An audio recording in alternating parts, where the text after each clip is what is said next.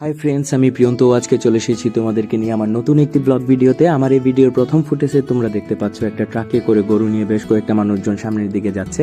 মানে আর 2 দিন পরে বাংলাদেশে বড় ঈদ উদযাপন করা হবে।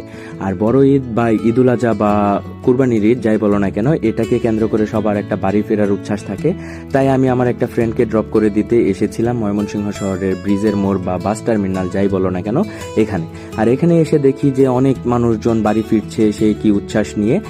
এরই মাঝে দেখি একটা জায়গায় জটলা এবং একটা সেনাবাহিনী সদস্য ভাই হাতে লাঠি নিয়ে নাড়িয়ে নাড়িয়ে কিছু একটা বোঝাচ্ছে কয়েকটা মানুষকে। আমি এখানে দাঁড়িয়ে কয়েকটা ফুটেজ নিলাম আর বোঝার চেষ্টা করলাম উনি কি বলছে। দেখি যে সিএনজি ড্রাইভারগুলো বলতেছে, না স্যার, আমরা না স্যার। আচ্ছা, তার মানে হচ্ছে সিএনজি ড্রাইভারগুলো ভাড়া বেশি নিয়েছে, তাই তাদেরকে শাসাচ্ছে আর্মি সদস্য ভাইটা। আর বলছে যেন তারা সেফলি মানুষজনকে বাড়িতে পৌঁছে দেয় এবং সময় মতো বাড়িতে পৌঁছে দেয়, নির্দিষ্ট গতিসীমা মাথায় রেখে বাড়িতে পৌঁছে দেয় এবং মানুষের কাছ থেকে অল্প ভাড়া রাখে। মানে যেটা রেগুলার ভাড়া সেটাই রাখে, অতিরিক্ত ভাড়া যেন না রাখে। বিষয়টা সুন্দর না?